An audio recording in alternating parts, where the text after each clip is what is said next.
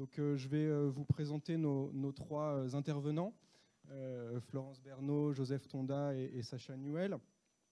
Donc, Florence Bernaud, qui est historienne, professeure à Sciences Po, et avant cela, elle a enseigné à l'université du Wisconsin aux États-Unis.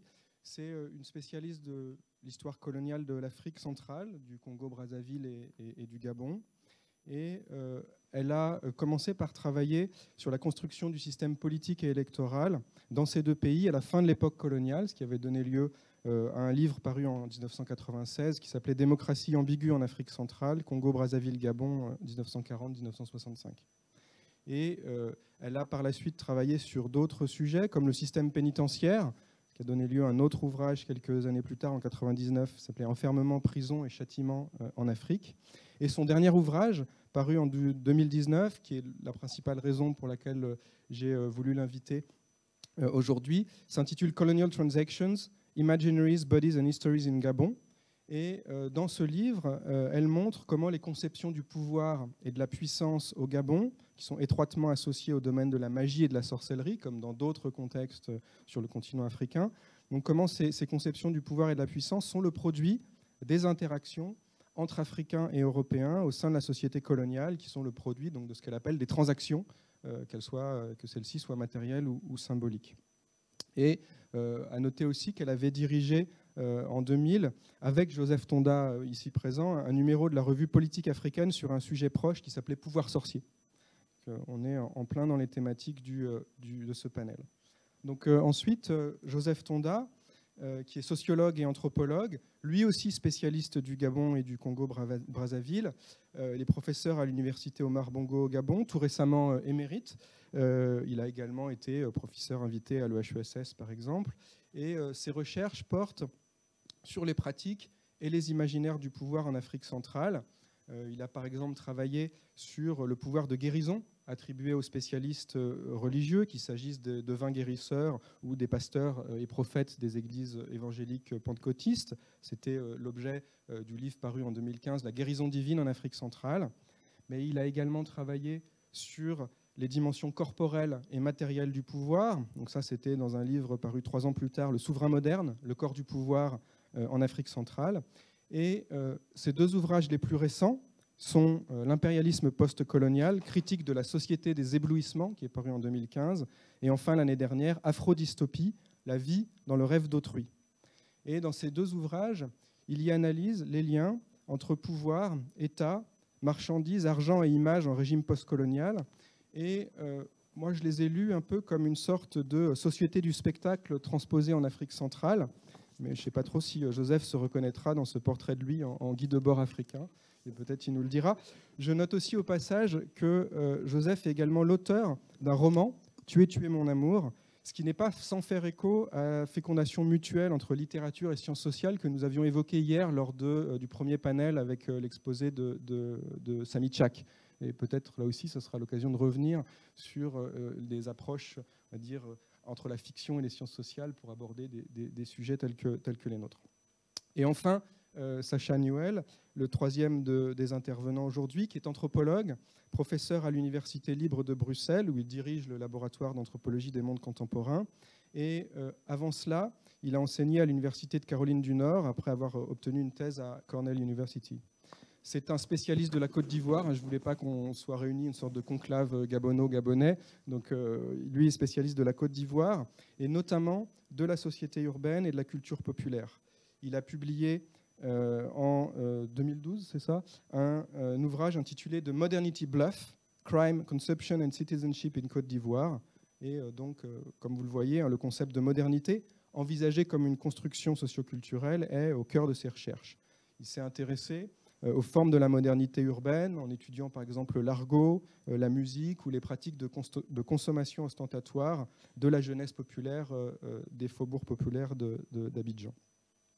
Mais il s'est aussi intéressé à la modernité technologique en étudiant les usages d'Internet. Et ses travaux portent aussi sur la magie et la sorcellerie. Il a ainsi publié tout récemment dans la revue Africa un article intitulé « Hackers of the Heart, Digital Sorcery and Virtual Intimacy in Côte d'Ivoire », dans lequel il propose une ethnographie des arnaques sur Internet à Abidjan, qu'il analyse comme une forme de sorcellerie numérique. Et je crois que c'est entre autres sur ces points-là qu'il reviendra dans son exposé. Donc, nous avons trois prestigieux invités, avec lesquels nous allons évoquer la question de la modernité religieuse, au sens le plus large du terme, dans les sociétés africaines contemporaines, dans une perspective qui croise à la fois les approches anthropologiques et historiques. Et donc l'idée directrice qui gouverne ce panel, il est d'essayer d'aller à rebours du cliché exotisant sur la magie de l'Afrique, pour utiliser une formule de l'anthropologue Peter Pels qui parlait de Magic of Africa, c'est-à-dire à rebours de ce stéréotype, en bonne partie hérité de la période coloniale, selon laquelle l'Afrique serait, par essence ou par nature, une terre de rites et de mystères, le continent de la magie et de la sorcellerie. Et donc face à ces clichés, nous voudrions défendre trois principales idées.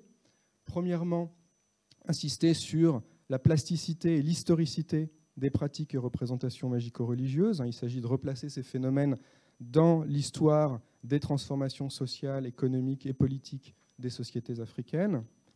Deuxièmement, insister sur leur modernité, pour reprendre le titre du colloque et le titre du panel, modernité religieuse, en soulignant que loin de se laisser enfermer dans le cadre d'une supposée tradition immémoriale, ancestrale, un peu figée et essentialisée, ces phénomènes sont pleinement partie prenante de la modernité coloniale et ou post-coloniale. Les pratiques et les représentations magico-religieuses sont en effet intimement liées aux dynamiques les plus modernes, entre guillemets, des sociétés africaines, que ce soit la socialité urbaine, les médias, les nouvelles technologies, l'économie marchande, le rapport à l'État, et j'en passe. Et la troisième ligne directrice, elle est d'insister sur le fait que d'ancrer la magie et la sorcellerie dans l'ordinaire et dans le quotidien. Il s'agit de tenter de désexotiser ces phénomènes en montrant que le recours à la magie, les affaires de sorcellerie, les discours sur l'action des forces occultes ou invisibles ne renvoient pas tant à des cosmologies exotiques ou à des ailleurs-mondes métaphysiques, mais qu'ils expriment peut-être, de manière plus banale, des inquiétudes liées à l'expérience de la précarité et de l'incertitude dans la vie quotidienne. Alors, avant de leur donner tout de suite la parole, juste quelques mots sur l'illustration que j'ai rapidement bricolée tout à l'heure pour la présentation du PowerPoint. Je n'ai pas voulu choisir une image peut-être plus attendue qui aurait montré, je sais pas, un objet rituel, un fétiche, comme on le dit parfois dans certains contextes d'Afrique francophone, un rituel avec un devin guérisseur ou avec un pasteur d'une église pentecôtiste. Mais j'ai préféré donner cette image peut-être un peu curieuse qui associe une publicité pour un opérateur de téléphonie mobile qui nous proclame bienvenue dans un monde merveilleux, et des graffitis un peu étranges qui ont été faits par donc c'est une image qui est tirée de Libreville, qui est prise à Libreville, d'un prophète un peu excentrique qui pendant des décennies a couvert les murs de Libreville de graffitis ésotériques dont vous voyez qui ont une dimension à la fois religieuse puisqu'il proclame la mort de Ève et même la date du 13 février 2007, tout en associant ça à tout un ensemble à la bombe H, à l'ONU, qui est une manière aussi de montrer que le religieux est lié à aussi des affaires politiques, à géopolitique, même au sens le plus large du terme. Donc je voulais une image de prendre le contre-pied, de s'intéresser à ces questions d'enchantement de la modernité, par le biais aussi de la publicité, et pour ne pas enfermer les rituels et les traditions rituelles africaines sur elles-mêmes, mais d'ouvrir aussi, ça nous renvoie à la question des médias, du spectacle, etc. Il y avait une autre photo en fait, que je voulais mettre en exergue, mais je n'ai pas réussi à retrouver dans mes fichiers, qui était aussi une publicité gabonaise pour un opérateur de téléphonie mobile, qui montrait un pasteur d'une église évangélique qui était donc en soutane blanche et qui était au téléphone en regardant vers le haut, vers le ciel, en conversation extatique avec ce qu'on pouvait imaginer peut-être en rapport avec Dieu via la téléphonie mobile, qui était d'une certaine manière de mettre en image un peu cette même idée de cet opérateur de téléphonie qui annonce un monde merveilleux. Voilà, donc je m'arrête là. Je vais passer la parole maintenant à nos invités. On va commencer par Florence Berneau, puisque notamment en tant qu'historienne, elle va revenir sur ces enjeux de dynamique historique. Puis je donnerai la parole à Sacha, puis à Joseph pour finir. Merci beaucoup, Julien. Je suis ravie de participer à ce panel sur modernité religieuse. Et pour ma part, je vais en fait centrer mon propos sur cette part du religieux que l'on appelle la sorcellerie. Et on, c'est à la fois, bien sûr, les chercheurs, peu les analyses extérieures de ce phénomène, mais aussi les acteurs locaux, bien qu'en réalité, le vocabulaire, les pratiques, l'imaginaire de la sorcellerie est extrêmement riche et va beaucoup plus loin que ce mot.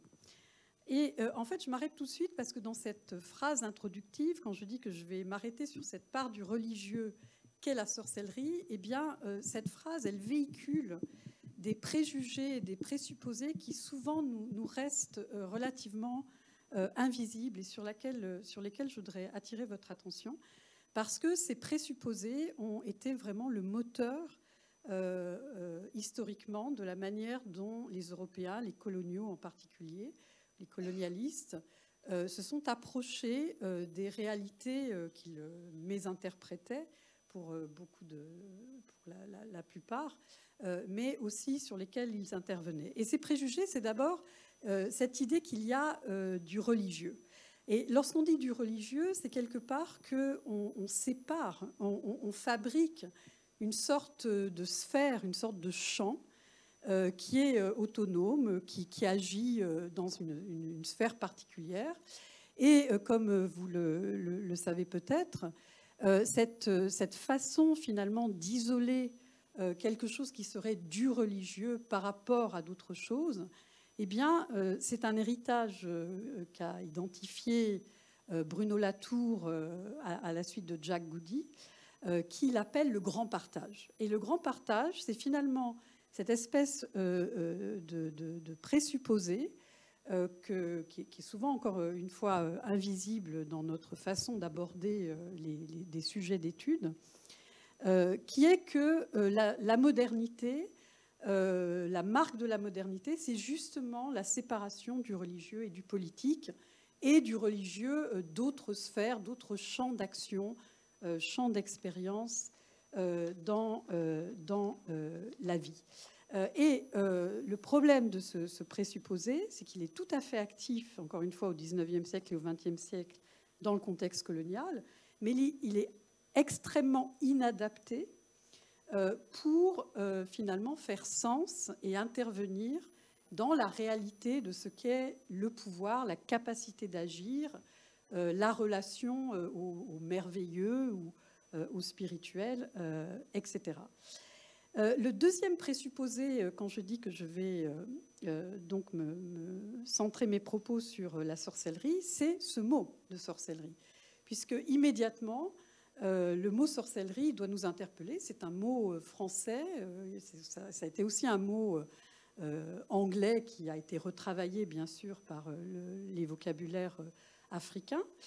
Mais c'est un mot qui est complètement extérieur et qui a surtout l'énorme conséquence, si vous voulez, de rassembler dans une sorte, là encore, de catégorie un peu présupposée, des choses qui sont extrêmement complexes et qui sont ramassées dans un mot qui véhicule, bien sûr, dans l'imaginaire occidental, dans l'imaginaire européen qui va s'introduire dans les colonies, toute une forme une formation religieuse qui est du côté de l'archaïque, qui est du côté de l'irrationnel, et qui a été contrastée historiquement. Pensez aux chasses aux sorcières du XVIe au XVIIIe siècle en France et ailleurs en Europe qui ont été très étudiées, qui s'opposent finalement à des formes religieuses plus rationnelles, plus universelles, plus centralisées, que sont les monothéismes. Évidemment, pour l'Occident, le christianisme, avec un clergé, un dogme, etc. Et finalement, une séparation progressive, encore une fois, de ces activités. Donc, la sorcellerie, c'est un mot qui va servir, d'une certaine manière, à décrire, mais aussi à criminaliser, au moment de la colonie, toute, encore une fois, une panoplie de croyances, de pratiques, d'imaginaires locaux. Or, comme le disait Julien, on a pris l'habitude depuis la moitié des années 90, parmi les chercheurs, de souligner la modernité de ce qu'on appelle la sorcellerie en Afrique. C'est-à-dire qu'après Jean et John Komarov en 1993, qui ont écrit un article très très célèbre sur les économies occultes en Afrique, qui parle de la manière dont les gens en Afrique interprètent les pressions du capitalisme, du marché global, de la dépossession en termes de zombification, en termes de puissance occulte. Et 2 ans plus tard, l'apparition du livre de Peter Geschirr, anthropologue lui aussi, donc en français, Sorcellerie et politique, la viande de l'autre, si je me souviens bien. La viande des autres, oui, c'est exact, c'est important. Et ce livre a été traduit 2 ans après en anglais sous un titre différent qui était The Modernity of Witchcraft, donc la modernité de la sorcellerie. Et dans ce livre, qui a vraiment marqué toute une génération jusqu'à aujourd'hui, cet anthropologue montre que la sorcellerie n'est pas une sorte de relique inerte, traditionnelle, entre guillemets, qui va survivre jusqu'à aujourd'hui ou qui ressurgit comme ça, comme une sorte de ressurgissement de l'archaïque ou du primitif, entre guillemets, en Afrique, mais que la sorcellerie, elle est partout, dans tous les contextes modernes, en ville, dans toutes les préoccupations, les techniques scientifiques, sociales, etc. Et ce faisant, il va tordre le cou un peu plus, c'est le moment où finalement ce regard va décliner, à l'idéologie finalement de la recherche, l'idéologie scientifique de la modernisation, c'est-à-dire l'idée que finalement, avec l'alphabétisation, l'urbanisation, la modernité scientifique, économique, etc., ces aspects peut-être plus traditionnels vont disparaître un petit peu comme en Occident. Eh bien, ces manifestations religieuses irrationnelles de la sorcellerie, les superstitions seraient supposément, bien que ça fait l'objet de controverses évidemment, s'effacerait.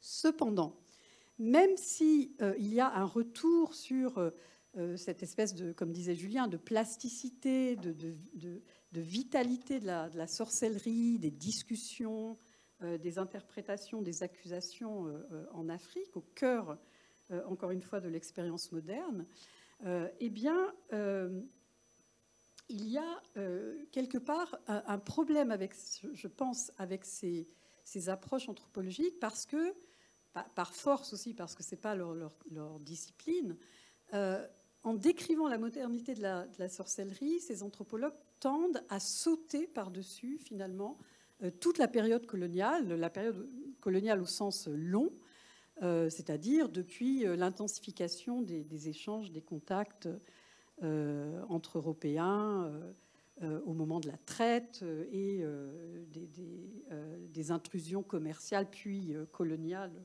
à proprement parler au milieu du XIXe siècle jusque dans les années 60. Or, en faisant des recherches donc, dans les archives, dans ce passé long, on voit très bien que le moment colonial est un moment absolument crucial pour la reformulation de ces imaginaires sorciers, c'est-à-dire, et là je voudrais rapidement dire, en tout cas pour l'Afrique centrale, ce que ça peut quelque part désigner. D'une part, la croyance et la mobilisation d'un monde qui est au-delà du monde immédiat et visible, c'est-à-dire un monde de force extraordinaire, réelle,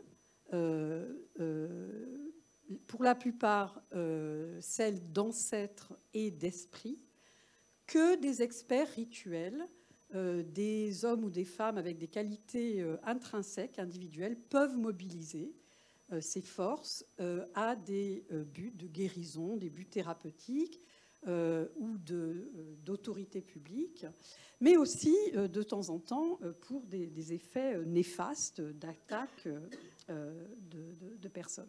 Et ces relations avec ce monde, que j'aime pas appeler monde invisible, parce qu'en réalité, les manifestations de ce monde sont tout à fait visibles lorsqu'elles arrivent. Mais c'est assez difficile de trouver un terme qui soit pas critiquable. explique aussi l'histoire et le fonctionnement de la mobilisation du pouvoir, c'est-à-dire de la capacité, là encore, d'agir à un niveau individuel ou collectif, d'accumuler un certain prestige, une certaine autorité, une certaine capacité de faire changer les choses pour les gens. Je reste un peu vague exprès, parce que je ne vais pas vous faire un espèce de tableau des dogmes de ces représentations, parce que d'abord on les connaît mal et elles sont très diverses. Mais en gros, voilà comment on peut un petit peu décrire ce que les Européens finalement ont rencontré lorsqu'ils sont arrivés. Ce n'était pas la première fois qu'ils y arrivaient, mais là avec un projet tout à fait particulier au milieu du XIXe siècle en Afrique centrale. Or, les Européens vont intervenir directement dans ces champs, dans ces sphères d'action. Ils vont intervenir en passant un certain nombre de décrets qui vont criminaliser en particulier l'activité et la pratique de ces experts rituels ou guérisseurs, qui, entre parenthèses, sont des gens qui découvrent leur talent à un moment donné dans leur vie. Il n'y a pas du tout de clergé, il n'y a pas de formation institutionnalisée du tout. Hein. C'est quelque chose justement de très fluide. Ils vont intervenir dans les technologies de reproduction sociale et de protection généalogique, de protection des lignages, et dans également, évidemment, les systèmes de pouvoir. Alors, comment ils font ça? Eh bien, ils vont, par exemple, proscrire donc l'action des guérisseurs, emprisonner certains d'entre eux. Les missionnaires vont confisquer des objets de pouvoir qui servent à mobiliser, à faire circuler ces forces. Mais au-delà, il va y avoir tout un dispositif légal et répressif tout à fait actif. Pour en prendre un seul exemple, eh bien, en 1923, il y a un décret qui est pris à la fois en Afrique, alors pour le coup, les colonies françaises en Afrique occidentale et équatoriale, qui va criminaliser ce que la loi qualifie de cannibalisme et de trafic des ossements donc dans ces colonies. Et qu'est-ce qu'entendent les Européens par cannibalisme? Je crois d'ailleurs que la loi, c'est anthropophagie plutôt que cannibalisme, et trafic des ossements. Eh bien, c'est basé sur l'expérience qu'ont les administrateurs locaux du fait que des experts rituels se rencontrent pour confectionner des reliques de leurs ancêtres, qui sont des instruments extrêmement importants de continuité lignagère et de protection, évidemment, de la famille. Ces reliques sont en général constituées de quelques ossements qui sont prélevés sur des cadavres de personnes tout à fait spécifiques, elles-mêmes assez extraordinaires. Et cela va être décrit par les Français, et ce, jusque dans les années 50. Hein. On parle pas vraiment on parle de très très tard, comme des espèces de festins cannibales, où des Africains cannibales se retrouvent auprès des tombes, désinterrent, je ne sais pas comment dire, les cadavres, et font des espèces de festins cannibales où ils dévorent les corps morts donc de ces gens. Et les sentences sont extrêmement sévères, puisque la peine de mort est prévue, et qu'il va y avoir des exécutions et des vagues d'exécutions jusque dans les années 50. Or, ce qui se passe ici, c'est qu'il y a finalement à la fois la fusion dans une espèce de catégorie à la fois légale et un peu mentale de cette catégorie de sorcellerie, et sa qualification vraiment de négatif et de criminel.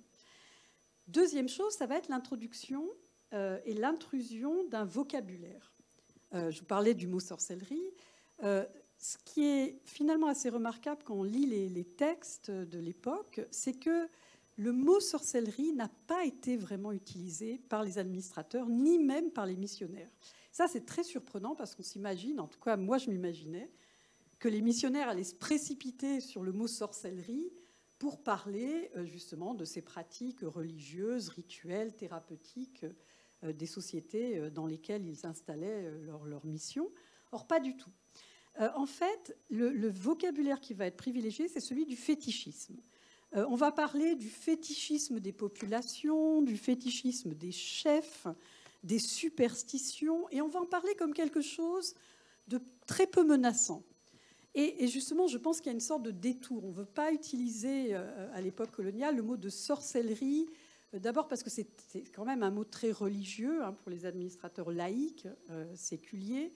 Et puis, il y a quand même un côté menaçant, un côté de puissance dans la sorcellerie, qui est en tout cas évité par les administrateurs. Les missionnaires font de même, et ils décrivent le fétichisme, finalement, comme une sorte de bric-à-brac chaotique qui n'a aucune logique et qui est un peu en perte de vitesse, qui n'a pas beaucoup d'importance. Donc, quand vous lisez les textes de l'époque, disons 1920-1930, on va employer sorcellerie, mais de manière complètement interchangeable avec fétichisme et sans qualifier véritablement. Et légalement, dans les lois, on n'emploie pas le terme de sorcellerie ou on l'emploie avec fétichisme. Pourquoi je dis ça? Parce qu'on va passer maintenant au moment où cette catégorie, je ne sais même pas d'ailleurs comment vraiment le qualifier, ce champ d'expérience, de pratique et d'imaginaire, va être construit par les Africains eux-mêmes.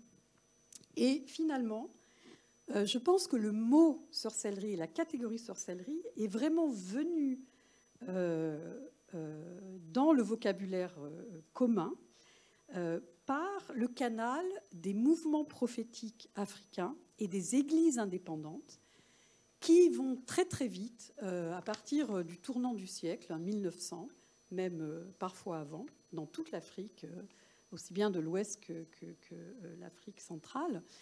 Ces mouvements prophétiques, ces leaders qui vont se réclamer de visions ou qui vont se séparer des églises officielles coloniales et créer leur propre mouvement d'évangélisation pour donner le baptême, pour purifier les gens, pour pardonner les péchés, pour les diffuser la grâce, eh bien, ces mouvements vont vraiment commencer à utiliser beaucoup plus systématiquement le mot de sorcellerie parce qu'ils l'associent immédiatement au vocabulaire chrétien du diable. Et donc, il va y avoir une sorte de logique binaire qui va s'installer, qui n'était pas celle, encore une fois, des missionnaires et colons blancs européens. Ces mouvements prophétiques vont s'attaquer à ce qu'ils appellent des sorciers et aussi ce qu'ils appellent des fétiches malfaisants. Et alors, c'est des mouvements, pour vous donner un ordre d'idée, on les compte par centaines, voire par milliers, ces mouvements qui ont été initiés par des gens assez ordinaires, encore une fois avec des visions et souvent des destins assez remarquables. Ils ont tous quasiment été victimes de répression extrêmement brutale. Et c'est ce qui fait que finalement les élites politiques par la suite ne viendront pas de ces couches des églises indépendantes. Ces églises et ces mouvements prophétiques, ils reprennent quelque part la criminalisation donc, de ces stratégies thérapeutiques et de reproduction sociale en les mettant du côté du diable et aussi en essayant de remobiliser, de reconstruire des armatures, des outillages thérapeutiques. Et le contexte est celui de désastres, mais désastres terribles. On estime que la moitié de la population en Afrique centrale disparaît en 40 ans, entre les années 1880 et 1920. Elle ne recommence à monter que dans les années 50 après-guerre. Épidémie, travail forcé, famine. Les gens vivent dans une espèce de précarité et de violence terrible. Et il y a une sorte de réinterprétation de ces désastres par l'action à la fois de croyances qui ne se sont pas montrées à la hauteur, donc la protection des ancêtres et des esprits pour finalement résoudre ce problème de la conquête coloniale, et de ces de ces désastres qui peuvent aussi être interprétés comme des espèces de conflits internes dans la société. Et puis, à partir des années 1940-1950, au moment où les églises pentecôtistes s'installent en Afrique centrale et en Afrique de l'Ouest, eh bien, c'est là que vraiment la sorcellerie va advenir, comme je vous le disais, en politique et dans ce champ de ce qu'a appelé Joseph Tonda le travail de Dieu. Le travail de Dieu, c'est une notion locale, c'est un mot local, mais que Joseph Tonda a théorisé. C'est justement le travail de guérir, le travail de purifier, le travail d'exorciser les gens des malheurs, des infortunes qui sont donc le fait et du diable et des sorciers, des gens qui mobilisent les forces extraordinaires pour non pas le bien collectif, mais des projets destructeurs, individualistes, égoïstes. Et là, finalement, on va au bout de la logique finalement binaire.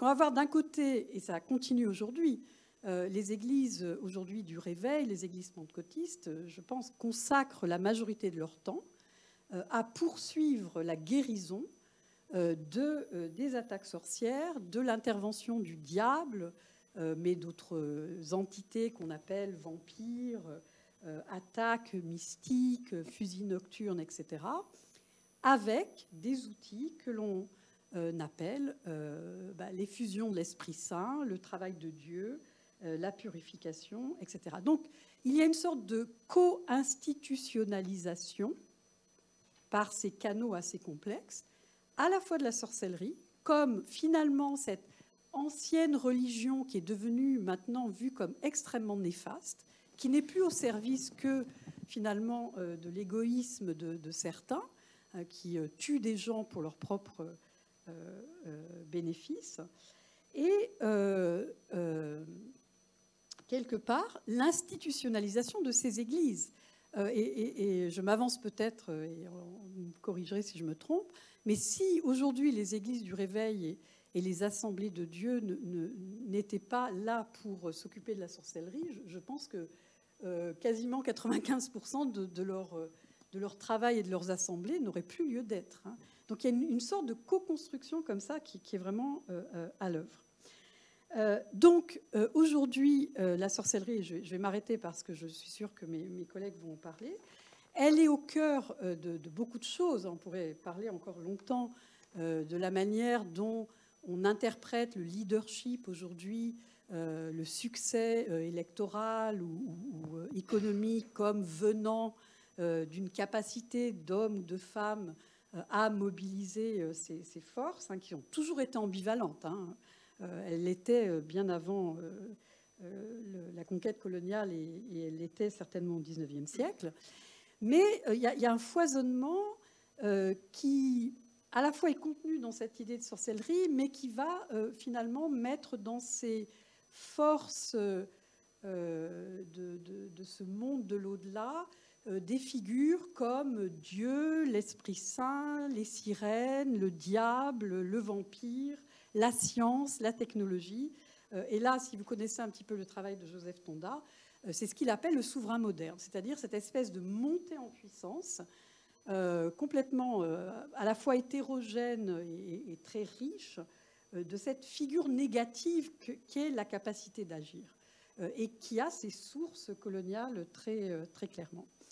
Pour conclure, je voudrais dire que donc la modernité de la sorcellerie, c'est pas juste un rejeu aujourd'hui créatif de choses qui datent donc du XIXe siècle.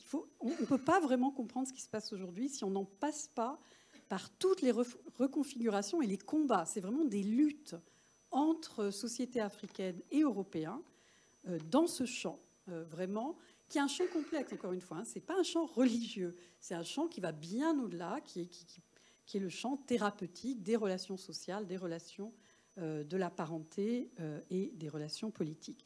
Ce sont des formes hybrides, modernes.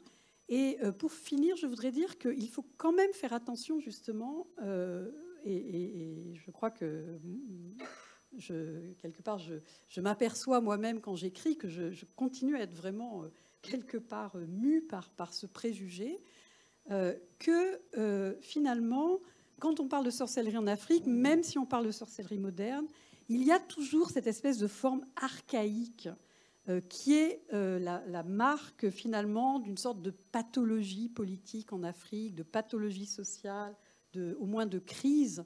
Et je pense qu'un des moyens de contourner cette impasse, peut-être, c'est justement de regarder l'histoire et le fonctionnement aujourd'hui de ces imaginaires, de ces pratiques, de ces interprétations, comme un moyen de comprendre ou un moyen qui fait signe vers un modèle de pouvoir, une histoire et une anthropologie du pouvoir. Qu'est-ce que c'est qu'agir? Qu'est-ce qui intervient dans l'action, dans la capacité, qui n'est pas celui de l'Occident et qui ne peut pas se résoudre simplement par une séparation du religieux et du politique, puisque cette façon de décrire finalement ce champ de l'action en Afrique, je pense, est erronée. Donc je m'arrête ici pour l'instant. Merci. Merci beaucoup, Florence, pour ce retour sur les transactions coloniales autour de cette notion de sorcellerie et d'avoir bien montré leur historicité, leur déploiement, même à l'échelle de l'époque coloniale.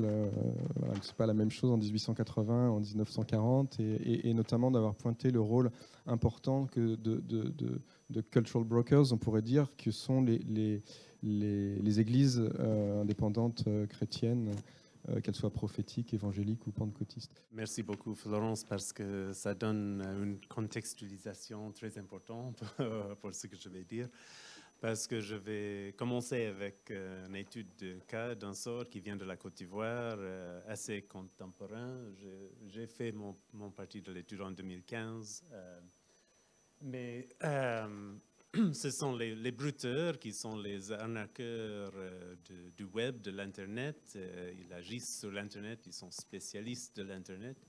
Mais aussi, ils opèrent dans une manière qui dépend de la magie ou de la sorcellerie. Bon, il y a beaucoup de mots qu'on peut utiliser. Ils ont leur propre mot, Zamu, qui est un mot qui parle d'une magie créée pour agir sur l'Internet. Donc, c'est pour ça que je pense qu'on peut légitimement... C'est légitime de dire que c'est une sorcellerie numérique. Et donc, je veux utiliser ça. Il y a beaucoup de choses à dire sur les bruteurs et je vais donner quelques pistes, mais il n'y a pas le temps de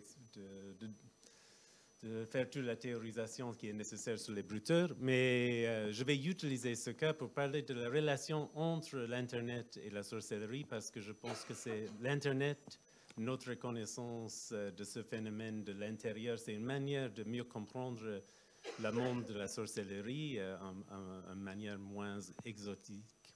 Et aussi, à la fois, peut-être, la sorcellerie peut nous aider, les théories locales de la sorcellerie peuvent nous aider à comprendre ce qui est l'Internet, que c'est une force invisible qui est peut-être le plus puissant dans notre monde actuel. Donc c'est ça l'idée. C'est plutôt peut-être une question qu'une conclusion, parce que je ne peux pas... C'est un travail trop grand pour cette personne. Donc voilà, ce première image, c'est le lieu de travail des bruteurs, les cybercafés qui existent un peu partout. Et je viens d'écouter qu'il y a les bruteurs qui travaillent de Paris même, ça ne m'étonne pas. Mais oui, j'ai rencontré quelques-uns en Côte d'Ivoire la dernière fois que je suis allé.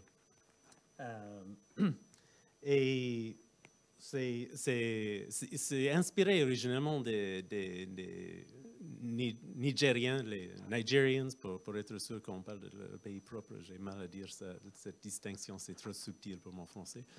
Les Nigerians qui étaient là en Abidjan, dans mon premier travail, j'étais en l'an 2000, j'ai travaillé sur les bluffeurs. Et les bluffeurs sont importants pour comprendre les bruteurs aussi. C'était des jeunes gens qui ont consommé les produits, les griffes européennes et surtout américains pour se transformer, pour se mettre en valeur ils n'avaient pas beaucoup de moyens, mais ils ont vécu dans une rêve de modernité. Ils ont habité ça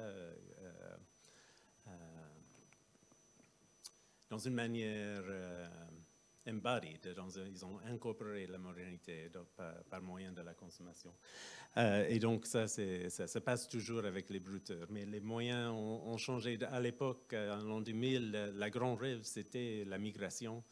Et pour les bruteurs, ce n'est plus le cas. Bon, peut-être c'est toujours là, mais ils peuvent déjà voyager et gagner l'argent et tout sur l'Internet. D'accord. Voilà. Je veux parler un petit peu de la maîtrise technique parce que c'est une technologie.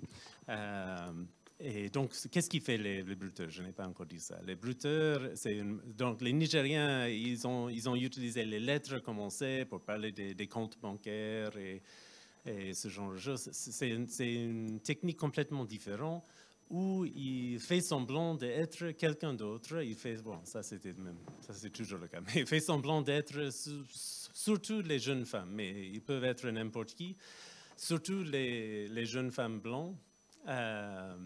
Et ils créent les comptes sur les réseaux sociaux et ils sont là, ils cherchent à faire les relations avec les gens comme un peu près tous les jeunes gens du monde maintenant. Parce que l'Internet, en fait, c'est un monde double. Donc, on cherche les gens pour la vie réelle, mais dans le monde doublé. C'est pour ça qu'il y a une grande résonance entre l'Internet et le monde de la sorcellerie. Mais bon. Ils sont là pour chercher les relations. Dans l'an 2000, j'ai rencontré une jeune femme ivoirienne qui était un des premiers que j'ai rencontrés qui était dans les cybercafés. Elle cherchait l'amour. Elle a dit, je suis là pour trouver l'amour avec une Européenne, un Européen. Mais là, elle a voulu la vraie amour ou l'amour pour voyager, mais eux, ils se posent comme quelqu'un qui cherche l'amour, mais ils cherchent l'argent. Mais pour faire ça, ils doivent jouer dans l'intimité. Ils doivent produire une intimité authentique dans une manière, même s'ils ne le sont pas eux-mêmes. Je ne sais pas si ça se passe des fois, parce que faire semblant de l'intimité, ça peut produire l'intimité. Mais de toute façon, pour marcher, ils doivent produire ça sur l'autre côté. Donc, ils passent les mois à faire les relations avec les gens dans une autre partie du monde, jusqu'au point qu'ils inventent. Quand ils pensent que c'est vraiment fort, la relation, ils inventent une crise. Ils disent que souvent, ça doit être une crise en Abidjan, parce que pour envoyer l'argent à une Western Union à Abidjan, donc la jeune femme française, elle a voyagé à Abidjan pour un truc de travail, et elle a perdu son passeport, ou elle a palu, elle est dans l'hôpital, une chose comme ça. Mais une crise, elle a besoin de l'argent tout de suite, à Abidjan. Au moins, c'était la forme originelle. Il y a beaucoup de variations, bien sûr. Pour que le récit est puissant, ça doit changer tout le temps. Donc, il y a dans ça beaucoup de choses intéressantes. Une performance qui croise la race, le genre, l'opposition nord-sud, la classe. Et ils doivent être capables de jouer à ça sans être détecté. C'est déjà très impressionnant. Mais techniquement, la technologie aussi, la maîtrise technologique est impressionnante. Donc ça, ça c'est une site c'est contre les arnaqueurs, où ils démontrent les comptes, les images des gens qui étaient déjà utilisés comme avatars par les arnaqueurs. Mais c'est-à-dire qu'eux, ils vont sur l'Internet et ils téléchargent toutes les images de quelqu'un qu'ils peuvent trouver pour créer une nouvelle version de cette personne avec un nouvel nom pour jouer à cette personne. Mais pas seulement ça, ils sont capables d'utiliser les vidéos dans les chats live où ils disent « Ah, le son ne marche pas, mais au moins tu peux me voir et on parle comme ça, je vais utiliser le chat. » Ils ont plein de moyens, mais je ne sais pas, mais j'imagine maintenant qu'ils utilisent ces filtres qu'ils ont sur TikTok et tout ça, où on peut changer le visage en live. Ça, je n'ai pas encore vu parce que c'est trop nouveau. Mais, donc, il y a un aspect vraiment technologique où il y a les gens Bon, dans ça, il y a la technologie, mais aussi ce qui est au-dessus de la technologie, où il y a vraiment l'invisible, parce que je trouve bien que le cadre de cette panel, c'est l'invisible, même s'il y a toujours des problèmes, parce qu'il y a un côté invisible de tous les mondes sociaux, ce n'est pas forcément religieux ou occulte. La science a son côté invisible, les bactéries, les forces de physique, le mouvement des planètes, c'est invisible, mais on cherche les traces visibles de ces forces invisibles. Mais c'est la même chose dans la sorcellerie, non? Bon. Pour l'Internet, c'est les codes, les 1 et les 0, les symboles. En fait, c'est une magie symbolique. Bon. Voilà. Zamur.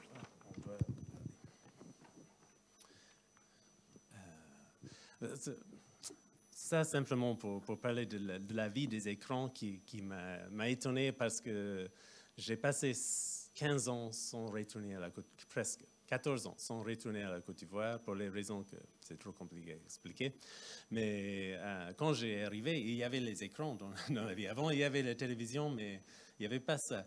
Et ce n'est pas seulement que les gens ont cette technologie, mais aussi qu'ils vivent entre eux par les images. Il y a une économie virtuelle des influenceurs dans la Côte d'Ivoire. Et ça, c'est important pour la vie des bruteurs aussi.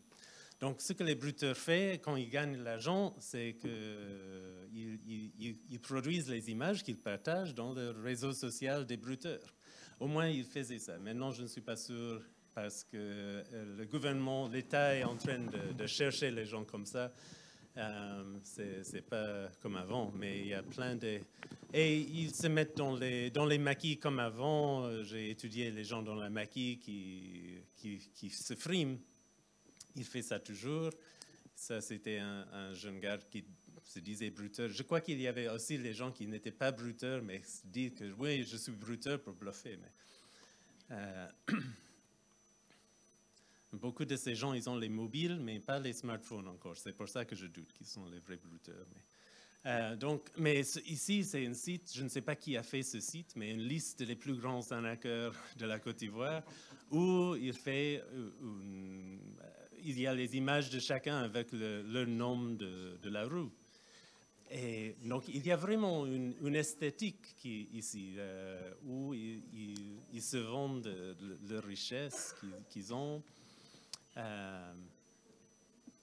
Là, c'est très intéressant parce que là, cette bocal, comme on dit ça, ce metal bowl, qui est rempli avec l'argent, ça rappelle aussi une forme de sorcellerie, le magique de l'argent où on mélange avec la main les ingrédients qu'on ne sait pas exactement ce qu'il est mystiquement et ça produit l'argent. Et il y a les jeunes qui font les vidéos de ça maintenant, il y a beaucoup.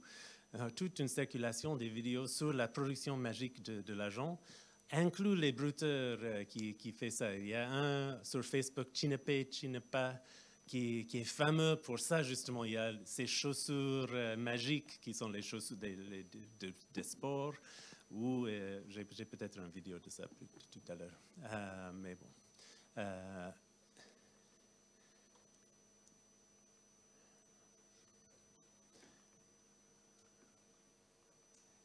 Et puis, voilà, un groupe, souvent ils travaillent en groupe, un petit groupe, où ils listent ce qu'ils ont fait, ce qu'ils ont gagné de leur mugu. Mugu, c'est un mot, en fait, c'est utilisé en Nigeria aussi, je crois, mugu, mais ça veut dire le victime. Mais maintenant, je pense qu'il y a aussi quelque chose de magique dans la manière qu'il enseigne l'argent, parce que souvent, c'est lié à les orifices. Ici, ça sort de ses sous-vêtements, mais ici de ses oreilles, de sa bouche.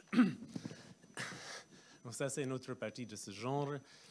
Et voilà, le travaillement, je n'ai pas parlé de ça, mais travailler, ça venu de Duke Saga, qui est lié dans une manière obscure à tout ça. Je vais parler de ça si j'ai le temps.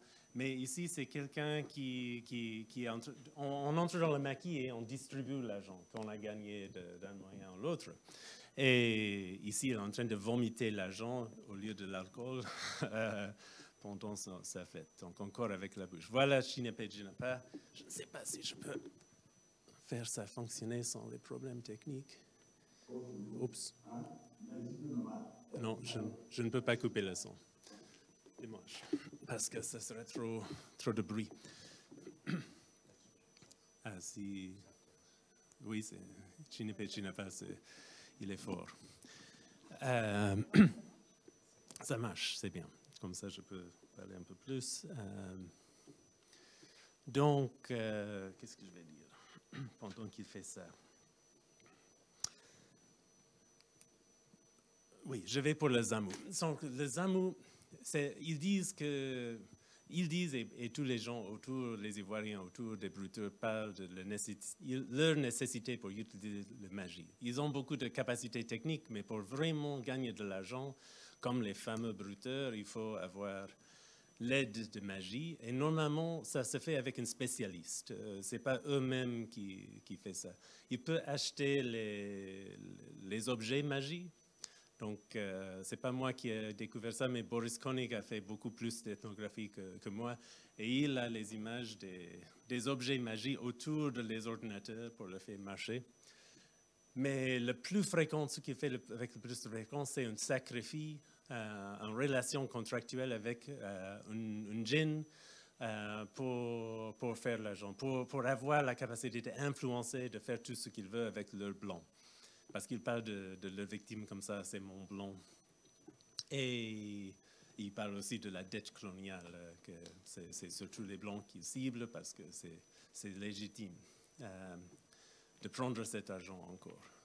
C'est un discours qui a évolué avec le temps. Donc, ils vont à ces spécialistes et il faut faire un sacrifice. Dans l'ethnographie de l'intérieur de ça qui a fait Boris Koenig, c'est souvent les animaux, mais dans les commérages qui circulent autour de ça, ce sont les sacrifices plus sérieux. Ça peut être qu'on sacrifie ta propre futur. Je vais perdre autant d'années de ma vie, mais ces années que j'ai maintenant, ce seront les années de richesse et de femme, de célébrité. Ça peut être la reproduction. Il y a une femme qui dit dans le journal, j'ai sacrifié ma fertilité, ma reproduction au futur. Des fois, c'est la reproduction, c'est les actes sexuels avec une sœur ou avec quelqu'un qui est fou, qui produit cette magie. Mais il y avait une panique morale à l'époque, dans l'année que j'étais là, qu'ils étaient en train de sacrifier les bébés, les enfants. Parce qu'il y avait 25 enfants qui ont disparu en l'an 2015, donc c'était dans le journal. Maintenant que Chinepé Jinapa est fini, je peux avancer. Bon, ce sont les noms, je ne vais pas perdre de temps avec ça, mais ils sont les noms assez intéressants. Qui parle de pouvoir, comme Florence a dit, la sorcellerie, c'est toujours un modèle de pouvoir. Mais là, on voit directement dans ces images qui viennent les journaux d'humeur, la relation entre l'Internet et la mort, la sorcellerie. Donc, dans mes entretiens, j'ai demandé à les gens, ils ont tous dit, je suis ex-bruteur, je ne suis pas bruteur maintenant. Et ils disaient, j'ai demandé sur la sorcellerie, tout le monde dit que vous utilisez la sorcellerie. Et il a dit, sans une grande réaction, ça m'a donné un peu peur. Et il a utilisé la force en français de dire on fait ça. Il n'a pas dit j'ai fait ça ou eux fait ça. Il dit on. Mais il a dit qu'on va à Ivosep. Ivosep, c'est le centre de funérailles le plus élite en Côte d'Ivoire. On va là, c'est un marché occulte où on peut acheter tous les organes humains qu'on veut, on paye ça, et puis le blanc, il va faire ce qu'on veut. Et voilà, dans les journaux de l'époque, 21 enfants disparus. Autre image des bandes dessinées. Donc il y avait vraiment une idée et il y avait beaucoup de discours sur l'immoralité des brouteurs. Mais tout ça, ça entre très bien dans le modèle des Komarov, des économies occultes. Quand il y a l'argent qui vient comme ça et les images de se mettre en valeur avec l'argent comme ça, c'est sans doute lié à la sorcellerie. Mais je vais aller un peu au-delà de ça pour parler de l'Internet comme une nouvelle manière de magie. C'est aussi qu'ils ont les relations avec leur marabout, leur expert en sorcellerie, qui sont aussi médiatisés par le virtuel. Souvent, c'est par mobile qu'on fait le contact. Donc ça, c'est une image de ça. Et il y a même les marabouts qui sont les brouteurs. Donc, comme la relation s'est faite en virtuel, on peut faire semblant d'être un spécialiste en magie et gagner l'argent des brouteurs qui ont besoin de cette... Et donc, il y a les histoires de ça. Ça, c'était un reportage sur un cyber-marabout béninois qui était un faux. Merci. Oups, répète. Donc, une des choses qui est intéressante dans cette relation entre l'Internet et la sorcellerie, c'est que la sorcellerie, ça a toujours été créé, co-construit, comme Florence a dit, avec les commémorages, avec les rumeurs, les histoires qui circulent dans la population. Donc, l'accusation passe comme ça, mais aussi ce qui est la sorcellerie, et c'est toujours... déféré, on ne sait pas d'où viennent ces histoires normalement. Peut-être dans un village, on sait qui fait l'accusation originalement, mais souvent, surtout dans les sites urbains, c'est une histoire qu'on reçoit que cette femme, à la fin de la rue, elle est sorcière. Donc, ce sont les histoires collectives produites dans une sorte de virtualité déjà avant l'Internet. Mais avec l'Internet, on a tous ces possibilités des images qui existent déjà. Donc ça, c'était dans un reportage sur les brouteurs, une femme qui n'a pas suivi les règles de son contrat avec le djinn, qui était transformé en chien. J'ai dit, mais d'où est venue cette image grotesque? Et c'était en fait une artiste italienne qui a fait cette sculpture. Donc, ils trouvent les images sur l'Internet pour montrer l'existence de la sorcellerie, en fait. Mais ça, on sait que ce genre de magie, ça existe partout dans le monde maintenant. On est en train de construire beaucoup de mondes fictifs avec l'Internet qui deviennent les mondes réels. Aux États-Unis, les sénateurs et les célébrités, ils sont les satanistes qui trafiquent justement dans les bébés, dans les enfants. C'est une autre forme de la même histoire. Et donc, ces mondes virtuels, ils ont le même genre d'efficacité sur l'Internet et dans les commémorages. Ça, c'est Duke Saga qui est peut-être maintenant... il y a passé les années où les gens ne disaient pas ça à moi, mais quand je suis arrivé en 2015, tout le monde disait que Duke Saga, c'était le brouteur original. C'est lui qui a produit les brouteurs. Et j'avais des amis anciennes que j'ai demandé ça, ils ont dit, je ne sais pas. Mais ce qui est vrai, c'est qu'on ne comprenait pas comment il a fait avec l'argent. Ses pantalons étaient pleins comme ça, étaient plats comme ça, mais l'argent ne cesse pas de sortir de ses poches.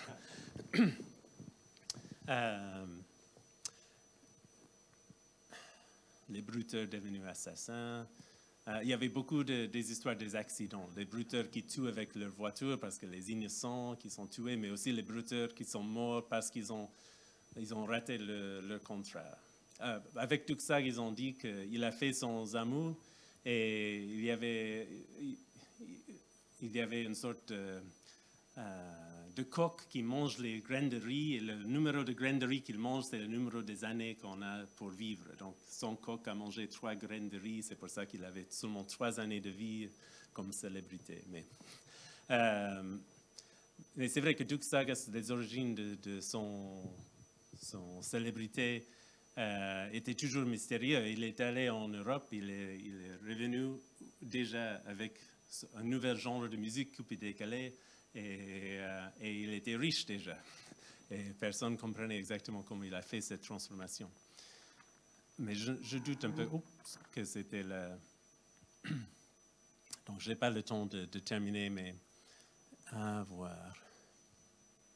Ce sont les sacrifices que les gens font. Voilà une autre image. Quelqu'un qui fait la collection des ovules de sa sœur. Et un marabout qui dit que ce n'est pas moi qui demande ces sacrifices horribles, c'est les génies. Encore, la motivation est déférée, ça vient d'ailleurs. Je dois terminer. Simplement très vite. Les affordances de l'Internet sont très pareilles à la sorcellerie. On peut changer d'image, on fait les métamorphoses avec nos avatars. On peut faire la surveillance de loin, ce qui était une capacité des sorciers avant. On peut voyager sans sortir de la propre maison et faire les rendez-vous avec les gens en secret sans sortir de la maison. On peut... En fait, nous avons tous, avec ces machins dans nos poches, qui sont en train de digérer notre information et gagner l'argent de notre poche sans notre volonté. On accepte ça, mais ça, les sorciers sont ceux qui tirent la vitalité des gens comme ça, comme les parasites. Les images se résonnent beaucoup. Et donc, une des questions, c'est qu'est-ce que ça veut dire d'arriver à un monde de l'Internet quand on a déjà un deuxième monde dans l'expérience? Est-ce que ça change ce qui est l'Internet pour les populations africaines qui a ce genre de perspective? Et l'autre chose, je n'ai pas le temps d'aller plus loin avec ça, mais c'est... Est-ce que ces modèles de la sorcellerie qui parlent des économies de moralité dans le monde occulte peuvent nous aider pour parler de les forces invisibles de l'Internet qui, en fait, sont en train de diriger notre vie? Voilà. Merci beaucoup, Sacha, sur cet exposé brillant sur la magie de l'argent ou l'argent magique, où finalement les brouteurs ivoiriens, voilà, ça fait écho aux spammers nigérians, ça fait écho par exemple à la Fémania au Cameroun, ou à tous les discours autour des multiplicateurs de billets ailleurs, et qui en fait nous renseignent sur les modes de production de la valeur, qui ne sont pas tant déconnectés totalement du travail productif, mais connectés à d'autres formes de travail qui peuvent localement s'appeler travaillement, par exemple en Côte d'Ivoire, et qui renvoient au fait que souvent le travail n'est pas juste le travail ordinaire, mais le travail rituel est aussi pensé comme une forme de travail. Il y a d'ailleurs dans des langues, par exemple en Wolof au Sénégal, ligay, qui veut dire renvoie à la fois au travail le plus ordinaire, mais aussi au travail du marabout, qu'on traduit en français généralement par maraboutage, et qui donc montre comment ce travail rituel est aussi une façon de penser comme une forme de production de la valeur. Et là, ce qui est intéressant, c'est la connexion entre le travail numérique, le digital labor, avec des vraies compétences, se faire passer pour l'autre, nouer une relation, etc., liées à ce travail rituel comme des formes de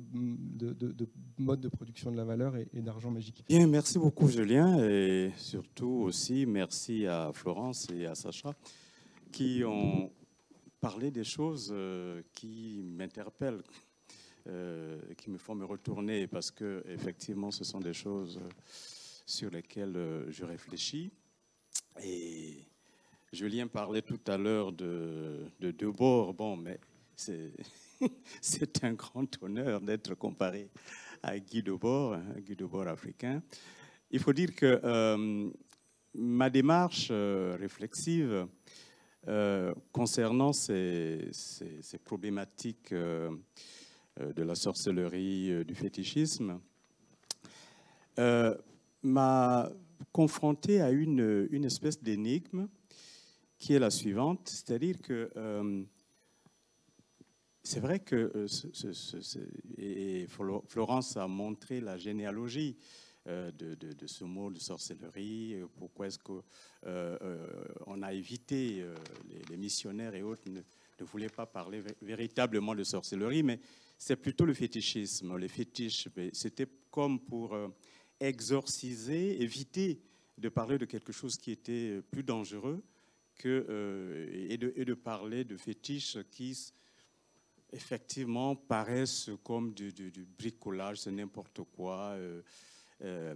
Donc, la question qui s'est posée à moi, c'est celle de ce concept de fétiche, de fétichisme, quand même, qui est parti du golfe de Guinée avec la rencontre entre la société occidentale, mais plutôt moyenâgeuse, et puis les sociétés africaines, les échanges qui ont eu lieu dans ce golfe de Guinée avec les Portugais et les autres. Et ce mot fétisso, parce que c'était un pidgin en fait, c'était pas exactement le mot portugais lui-même, en lui-même, mais il y a eu un pidgin, fétisso, et qui est revenu en Europe. Et le président de Bros, c'est à partir de ça qu'il va, à partir des débats internes à la société occidentale, qui va forger le concept de fétichisme. Et ce concept a une trajectoire très particulière en Occident, parce que des grands cerveaux, comme évidemment de Bros, mais il y a eu Hegel aussi, il y a eu Marx lui-même, il y a eu Freud, récemment Bourdieu avec le fétichisme politique. Et c'est cette présence du fétichisme au cœur de la civilisation qui me semblait minorée par les recherches africanistes et qui portaient plus leur attention lorsque on a commencé à penser ces phénomènes en Afrique, et puis en mettant l'accent sur la sorcellerie. Et moi, je me suis demandé, mais pourquoi on n'a pas suffisamment mis l'accent sur le fétichisme dans les travaux africanistes? Pourquoi? Alors, et on parle beaucoup plus de sorcellerie. Tous les livres qui ont été publiés depuis une trentaine, quarantaine d'années sur ces phénomènes en Afrique, c'est sorcellerie. Mais pourquoi me semble-t-il qu'on a évité dans ces travaux d'insister sur le fétichisme? Et je me souviens d'un texte de Pierre Bonafé, ethnologue au Congo-Brazzaville, qui a travaillé chez les Téké et qui a réfléchi sur cette question des fétiches dans un numéro spécial de la revue. C'est quoi cette revue? La revue psychanalytique, je crois, et qui a consacré un numéro au fétiche, au fétiche. Il y a là Baudrillard et d'autres personnes, et qui semblait dire qu'en fait, il n'a pas trouvé chez les Téké le fétichisme au sens de Freud, et qu'il y avait quelque chose de particulier en ce qui concerne la société Téké qu'il étudiait. Moi, donc, je me suis intéressé à cela. Et puisqu'il s'agit d'argent, comme Sacha vient de le montrer, l'argent, c'est quand même le grand fétiche. C'est le fétiche sur lequel Marx a ramené le fétichisme que Hegel, le fétiche que Hegel avait rejeté dans les sociétés africaines, notamment en Afrique proprement dite, cette Afrique proprement dite, où on adorait les fétiches qui ne sont pas ce qu'il appelle l'objectivité solide. Parce que l'objectivité solide chez Hegel, c'est Dieu. C'est Dieu, c'est la loi, c'est l'État, ça c'est l'objectivité solide. Et les Africains, les nègres en fait, qui habitent l'Afrique proprement dite, ils ont une objectivité, une fausse objectivité, une illusion d'objectivité solide, et ils adorent les fétiches. Et je pense que ce qu'on doit à Marx, ce que je lui dois, c'est d'avoir remis le fétiche et le fétichisme au cœur de la civilisation occidentale en parlant du fétichisme de l'argent. Et alors, quand je vois ce que Sacha vient de montrer, cela me conforte dans l'idée qu'en fond, le vrai fétiche, qui était censé être le fétiche africain, mais qui est le fétiche universel, c'est l'argent. Et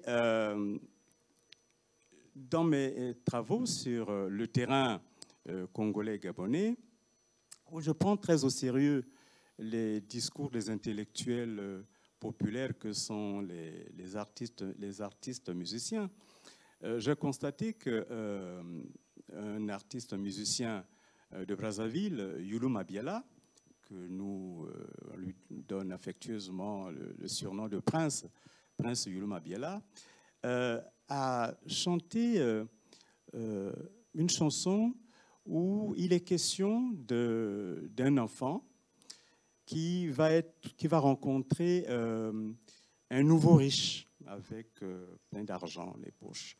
Et ce nouveau riche va lui demander de l'accompagner dans la lointaine banlieue de Brazzaville, où ils vont s'amuser. L'enfant voulait mener une vie de grand. Et il tombe sur ce nouveau riche qui l'invite à aller danser du côté des rapides, je crois que c'est ce nom, la Lufulakari, c'est la rivière Lufulakari.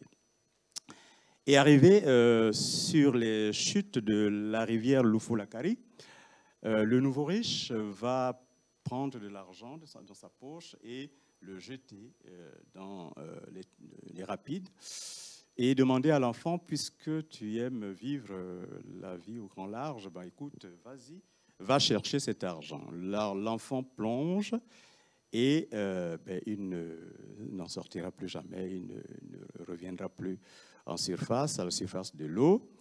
Et dans la chanson de Youlou Mabiala, il est dit que la nouvelle va être rapportée, mais on ne sait pas par qui d'ailleurs, à sa maman, pour dire qui ne vivait plus dans le foyer avec son mari, et pour lui dire que, écoute, l'enfant a disparu, l'enfant est parti, il vit actuellement au fond de l'eau, où il travaille pour le nouveau riche. Donc, il produit l'argent, le travail du mort, le mort qui est au fond de l'eau travaille, et c'est cela qui permet aux nouveaux riches de vivre. Alors, cette idée des morts qui sont au fond de l'eau, au fond de la mort, et qui vivent, qui travaillent pour les riches, et surtout les nouveaux riches, qui émergent dans les années 80 à Brazzaville. Les nouveaux riches, le vocabulaire, le terme de nouveaux riches arrive dans les années 80. Avant, on n'insistait pas beaucoup sur cette notion de nouveaux riches. Donc les nouveaux riches arrivent au moment où le socialisme scientifique est en train de souffrir, qu'il est essoufflé et qu'il va finalement céder la place au libéralisme, au néolibéralisme, etc. etc. Et c'est à ce moment-là qu'émerge la figure du nouveau riche. Mais dans la chanson de Youlou Mabiala, il est dit que l'enfant fait des rêves. Il rêve au fond de l'eau, l'enfant qui est mort. Donc le mort rêve et il fait des rêves. Dans ses rêves, il travaille aussi pour le nouveau riche. C'est une chanson, c'est un texte très complexe que j'ai essayé d'analyser dans Afrodystopie. Et hier, quand Alain a présenté son film, il a parlé de rêve et ça m'a intéressé, puisque je lui ai posé la question, mais est-ce que Ibadan rêve? Et si Ibadan rêve, de quoi rêve Ibadan? Donc les villes africaines rêvent, ça c'est le principe que j'ai retenu. Et ce rêve, de quoi est-il fait? De quoi est fait ce rêve? Et ma réflexion m'a amené à dire que, en fait, le rêve des villes africaines, c'est un rêve universel. En fait, c'est le rêve de ce qui fait le lien, de ce qui tisse le lien dans les sociétés africaines, dans les villes africaines. Qu'est-ce qui fait le lien? Qu'est-ce qui tisse le lien dans les sociétés africaines? C'est l'argent.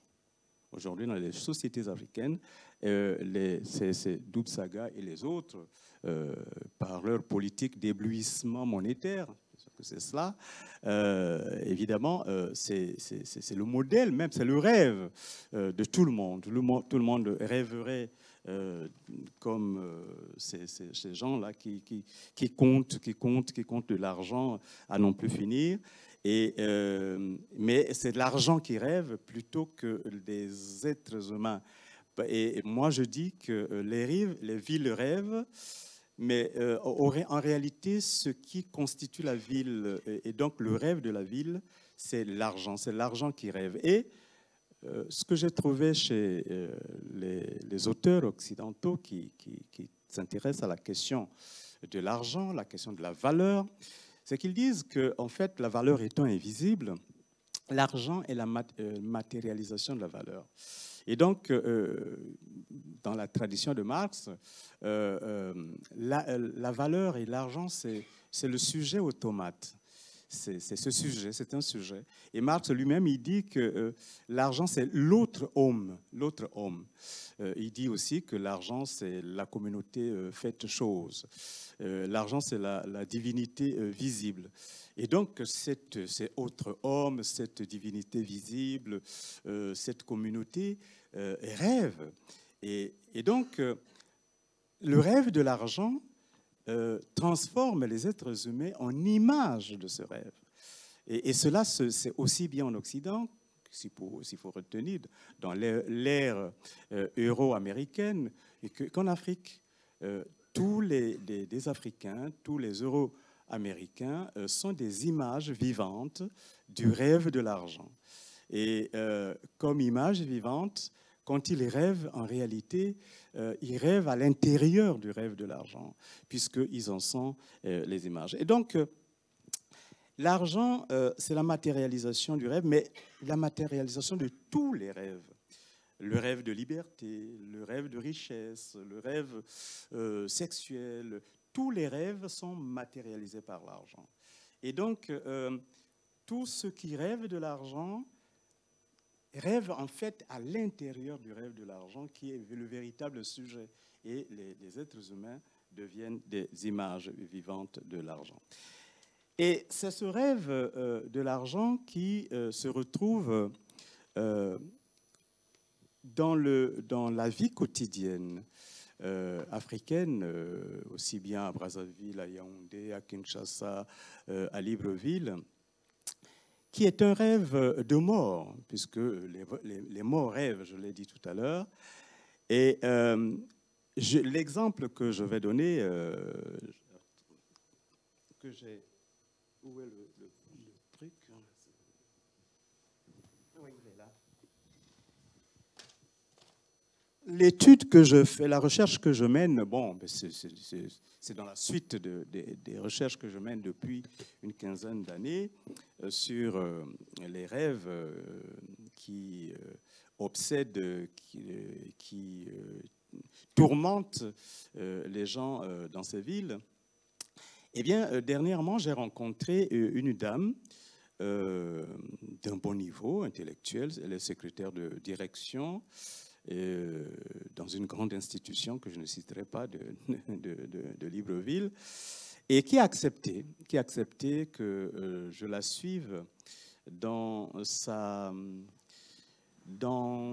son processus de délivrance du rêve qui se transforme en partenaire sexuel qui la tourmente la nuit. Comment j'ai rencontré cette femme? Je l'ai rencontrée à mon labo, à Libreville, à la faculté des lettres et sciences humaines. Et quand elle est rentrée, je l'ai reconnue, je sais qui elle est. Et je me suis levé pour lui dire de s'asseoir. Il dit, non, monsieur Tonda, je ne peux pas m'asseoir sur votre chaise. J'ai un problème, je n'ai pas envie que vous en souffriez. Ah bon? J'ai dit, mais quel est ce problème? Moi, je ne crois pas à ces choses-là.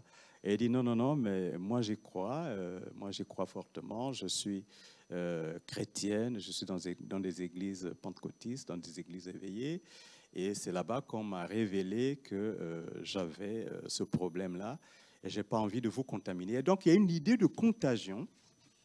Je pourrais être contaminé par cette puissance dont elle rêve toutes les nuits,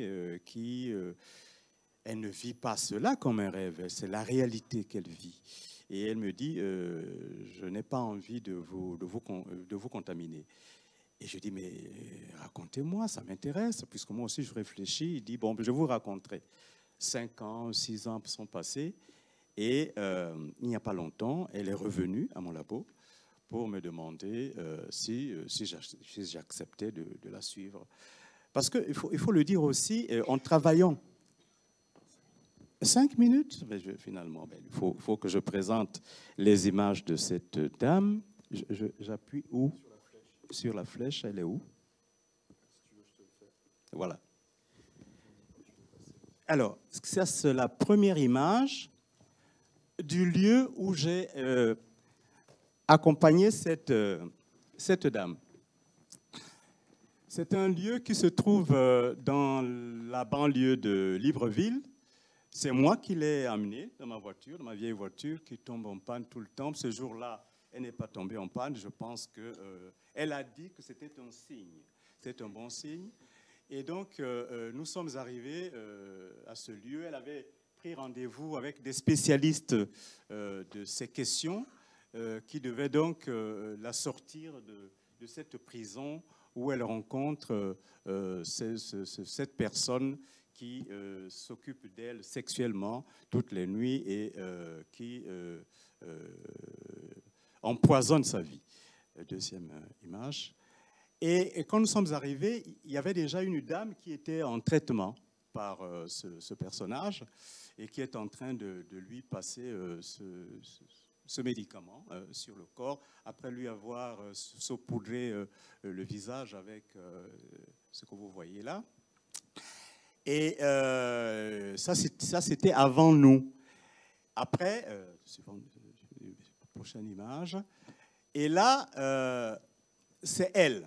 C'est celle que j'ai accompagnée chez ces spécialistes du Gwiti Bissoko qu'a étudié Julien. Et je vous ai dit qu'elle est chrétienne. Elle est dans une église pentecôtiste. Mais l'église n'a pas pu la libérer de cette personne, de cette entité, pour tout dire, de son défunt mari. C'est son mari qui, la nuit, revient, qui est déjà mort, hein, il est mort, qui revient la persécuter sexuellement. Et donc, l'église pentecôtiste n'a pas pu réussir. Finalement, il fallait aller chez le Nganga Misoko. Mais ce Nganga Misoko, c'est-à-dire le devin guérisseur, c'est un moderne, hein, je crois c'est un lieutenant de l'armée. Et donc, c'est lui qui s'occupe de ces questions, visiblement avec beaucoup d'efficacité.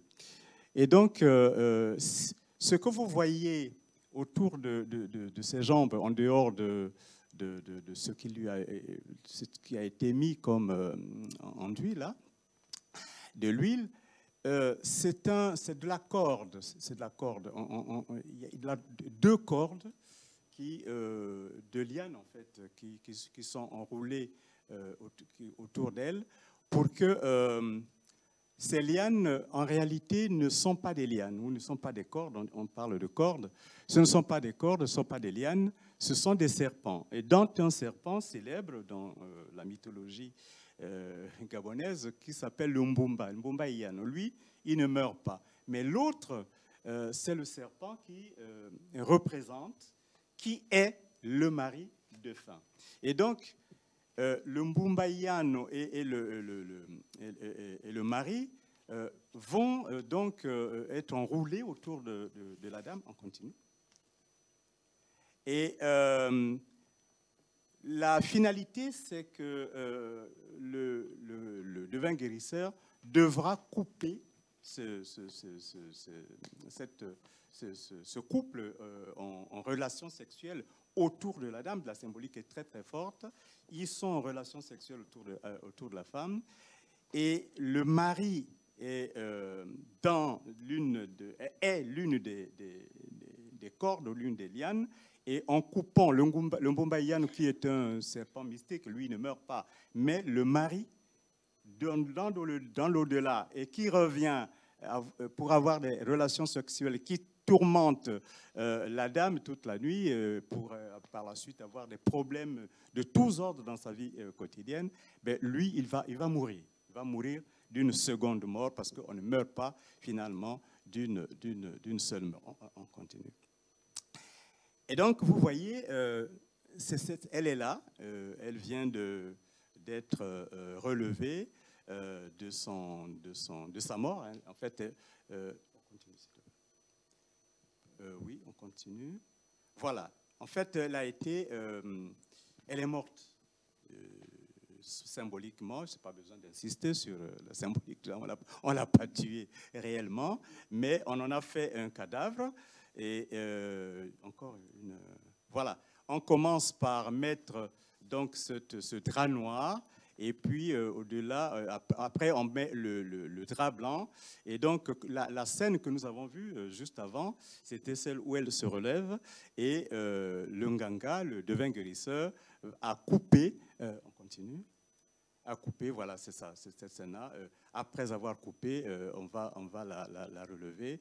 C'est le moment, après avoir coupé les deux serpents mystiques qui étaient en relation sexuelle, eh bien, c'est ce moment-là où elle commence à sortir de son état.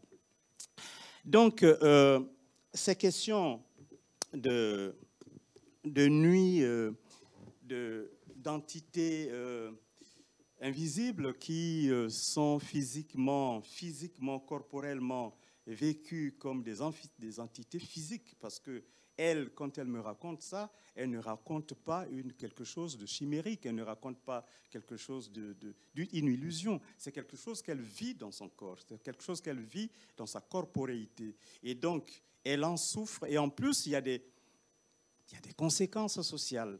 Et les relations avec ses parents sont des relations qui ne sont plus bonnes parce qu'elle ne supporte pas ses parents. Elle ne supporte plus la présence de certaines personnes. Et puis, elle n'arrive pas, aucun homme, c'est une belle femme, aucun homme n'arrive plus à la désirer. Parce qu'il y a son défunt mari qui est toujours avec elle, qui la fréquente et qui, la nuit, est là pour assurer son service sexuel. Donc, nous sommes là dans... Ce n'est pas de l'invisible. Et Florence l'a dit tout à l'heure, l'invisible n'existe pas en réalité. Nous sommes là dans le visible, puisque le serpent n'est pas un serpent, la corde n'est pas une corde, ce sont des êtres vivants, ce sont des êtres humains. Et dans le contexte urbain, où le lien social dépend de l'argent et où tout tourne autour de l'argent, eh bien, le rêve, en réalité, dont vit cette femme, c'est le rêve de l'argent qui est devenu tellement abstrait qu'il finit par frapper des personnes les plus sensibles, celles-là qui sont exposées à cette transformation de l'être humain en image vivante d'une chose qui rêve. Voilà, je pense qu'on peut s'arrêter là. Merci beaucoup, Joseph, pour ton exposé qui, d'une certaine façon, me conforte dans la comparaison que je faisais tout à l'heure avec Guy Debord, étant donné la façon dont tu reprends la thématique du fétichisme chez Marx et que tu l'appliques à ces questions-là. Merci aussi de m'avoir replongé dans l'univers des Nganga à Misoko, que j'avais quand même beaucoup fréquenté.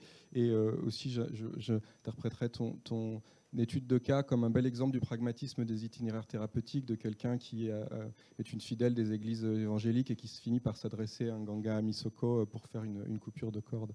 Moi, j'avais une question sur ce que vous pensez du rôle des réseaux sociaux dans la construction des imaginaires sur la sorcellerie. Et quand je dis ça, je pense notamment non seulement aux médias, mais comme la télévision, qui est un média qu'on peut définir maintenant de média traditionnel, parce que voilà, en Afrique, de plus en plus de gens ont la télévision chez eux, donc c'est plus quelque chose de nouveau. Et du coup, par rapport aux réseaux sociaux, je fais beaucoup plus référence à Instagram et TikTok. Et Facebook, pas trop, parce que je pense que ça commence à décliner. C'était beaucoup plus avant, justement avec les brouteurs et tout. Mais maintenant, c'est beaucoup plus TikTok, c'est Instagram. Il y a plein de sorciers, entre guillemets, qui ont des pages sur Instagram qui sont suivies par des milliers de personnes. Et il y a même des pages LinkedIn de sorciers, donc avec des gens qui confirment leur service, en fait. Donc, c'est vraiment un usage moderne, justement, de ces nouvelles technologies au service de la sorcellerie, en fait. Et au niveau de ce qu'on appelle justement le fétichisme de l'argent, et des réseaux comme TikTok rétribuent en fait les personnes qui ont le plus de suivi. Et TikTok, ça vient pas de l'Afrique, en fait. Ce sont pas des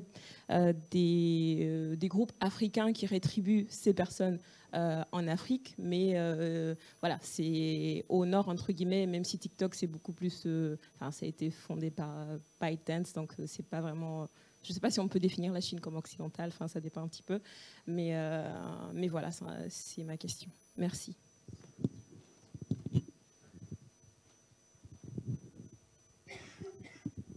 Bonjour, merci pour vos présentations qui étaient extrêmement intéressantes. Moi, ma question, elle porte plus sur la manière dont les personnes que moi j'ai rencontrées à Brazzaville, la manière dont ils avaient tendance à définir la sorcellerie eux-mêmes comme étant traditionnelle. Et par exemple, quand j'allais au village, on m'a vraiment dit, là, il faut faire très attention à la sorcellerie parce que ça serait beaucoup plus dangereux dans les espaces ruraux que dans la ville, et c'était aussi toujours associé en vocabulaire de la tradition, du bococo, etc. Du coup, vous, dans vos réflexions sur la sorcellerie et la modernité, comment vous intégrez cette association par les personnes elles-mêmes, en tout cas celles que j'ai rencontrées, je ne veux pas généraliser, mais comment vous associez la manière dont eux-mêmes l'associent à une forme de tradition? Ma question, c'était pour Florence Bernot. Lorsqu'elle a parlé de comment la sorcellerie, on est passé du fétichisme à la sorcellerie, notamment avec les églises pentecôtistes et réveillées qui sont arrivées en Afrique. Je voulais vous demander, est-ce que vous avez étudié cela sous le prisme des langues africaines? Parce que moi, je suis camerounais, par exemple, et chez nous, on distingue l'Ivu, Djungbe, et les deux ne renvoient pas à la même chose. Or, ce sont des termes qui existent bien avant l'arrivée des Européens. Et aussi, si vous faites un tour dans les sociétés traditionnelles bamileke, le pouvoir est intimement lié aux religieux. Parce que tout chef, avant d'être intronisé, il fait d'abord un tour dans le lac Kam, qui est une sorte d'initiation à la pratique ésotérique, en tout cas au monde de l'invisible. Donc, c'était ça ma question. Est-ce que vous avez étudié cela du point de vue des langues traditionnelles africaines pour voir ce qu'elles disent de ces pratiques-là? Merci. Oui, parce qu'on a d'éminents spécialistes, on est spécialistes en gabonologue. L'invisible n'existe pas, mais est-ce que l'inaudible n'existe pas? Non, je pensais à cette émission de radio sur Africa numéro 1, je crois, diffusée, mais à partir du Gabon, avec Patrick Nguemandong. Je ne sais pas si ça ferait un corpus, d'autant que j'ai vu qu'il a publié un livre aussi. Je me souviens plus du titre, mais enfin, il y a du serpent dans le titre. Donc, c'est évidemment en raccord avec ce que tu disais. Donc, voilà, c'est une source. Alors, quels sont ces rapports? Si ça devient la littérature, parce que c'était un peu des histoires comme ça, et ça devient un livre, et il y avait quand même pas mal de journaux à Brazza, je crois, qui reprenaient des titres qu'on appelait peut-être réalisme magique ou merveilleux, qui a donné une littérature, qui a même donné un genre presque, avec littérature d'Amérique du Sud. Bon, bref, donc je signale simplement cette émission, et qui est devenue un livre voilà, que j'ai trouvé comme ça par hasard, Patrick Nguemandong, et j'étais moi étonné effectivement que ça passe comme ça sur une radio Africa numéro 1, généraliste, on peut dire, que ça déborde. Alors, est-ce qu'on a étudié les effets et ce type d'histoire? Voilà, C'était une point d'interrogation. Moi, ce n'est pas vraiment une question, c'est plutôt une remarque et une toute petite précision. Il y a un mot que je n'ai pas entendu dans aucune des présentations, c'est celui de sacré. Et voilà, je voulais savoir quelle était la place que vous pouviez faire les uns et les autres dans vos analyses à partir de la notion de sacré pour penser la question de la modernité religieuse.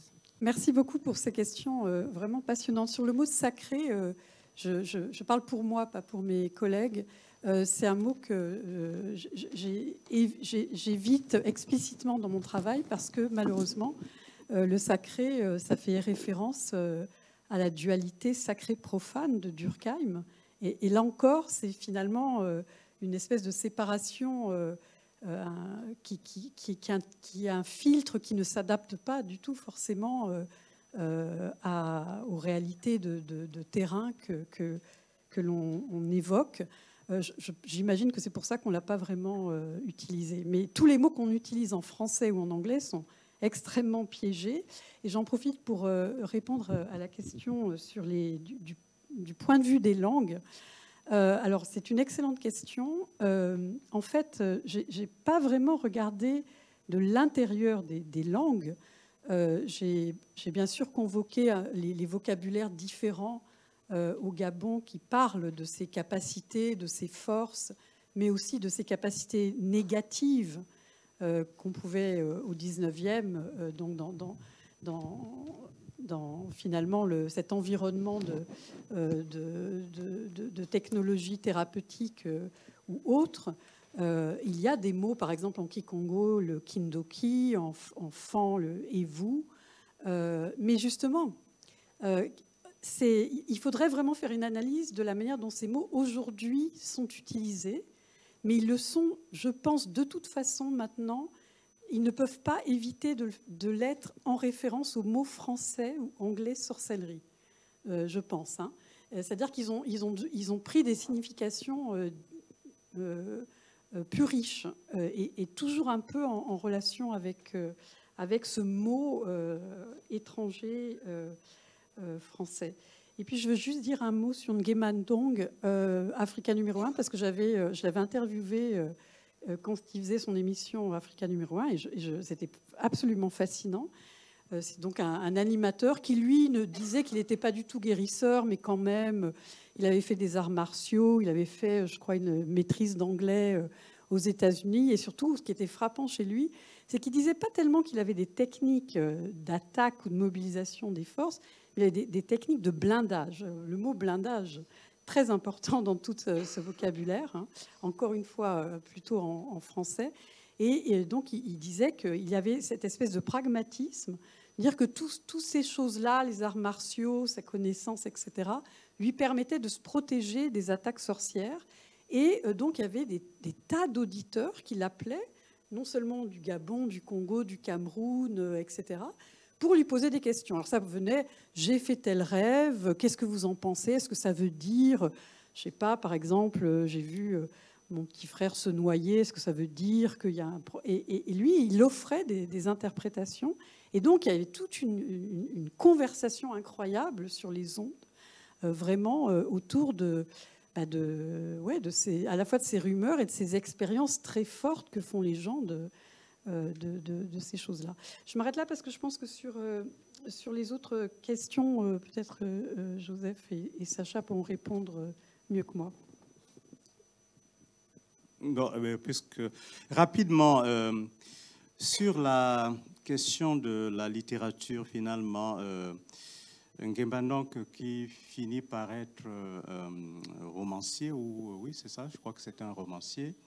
Peut-être qu'il y aurait à mettre cela en rapport avec un roman, justement, qu'a publié un Camerounais, un roman sur lequel je suis en train de travailler actuellement.